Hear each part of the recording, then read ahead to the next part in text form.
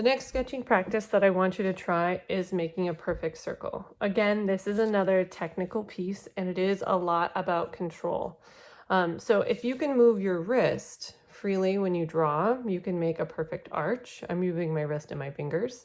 So first just try and loosen up and do this. Bend your wrist all the way back, bend it all the way forward. And when you bend it forward, see if you can point your pencil tip back at your wrist like this. What we're trying to do is just loosen up your flexibility. Now, if you can do that and you lay your hand on its side, you can stretch your fingers out towards the top and you're going to swing your pencil in your wrist down and then swing it back. When you swing it down and back like this really quick, you get a nice big arch. Now, most students start pretty tight. They're like, ooh, ooh, ooh, short little marks like this. I want you to reach back and reach down.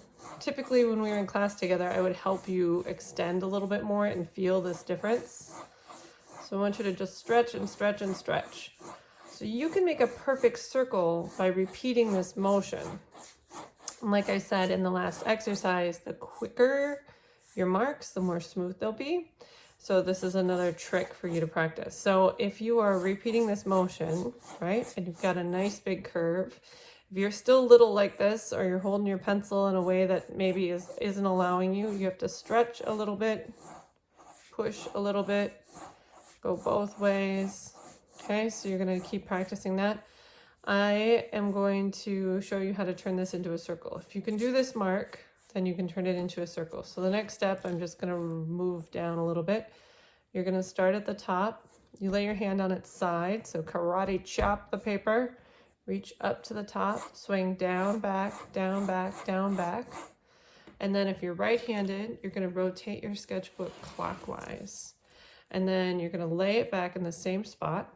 You're going to go all the way back to this last curve. You're going to swing down, back again. You're going to make that exact same arch over and over again.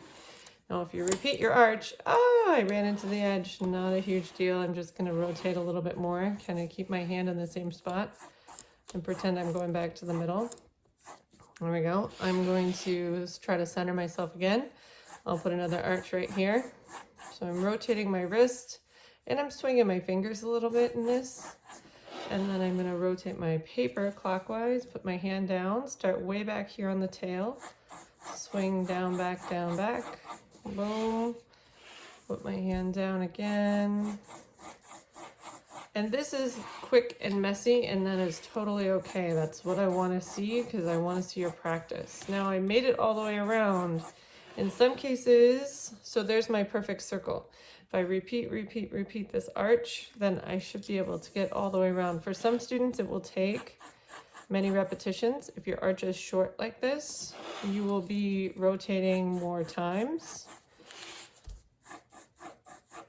You have to always just make sure you're following the tail of your last mark. I think the other trouble with having a shorter mark is that sometimes you flatten out your circle.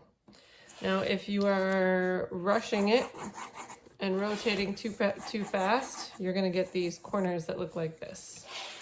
And your circles will be a little more square. So I'm going to go on to another page. I'm on page 10 right now. I'm going to go on to page 11 so I can show you this again. So you're going to start with your arc, rotate, start on the end of the last arc and follow it. So I'm going to make sure my next arc goes off that tail. So each time I'm trying to make that same arc again.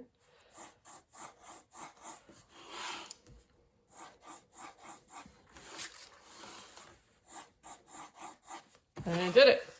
So problem areas typically are rotating not enough times, so things get flat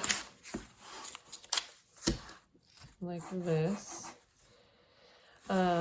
Another problem is just making lines that are very short, so you have to stretch your wrist back and push it forward. So push down here. That's another thing that typically people run into trouble with.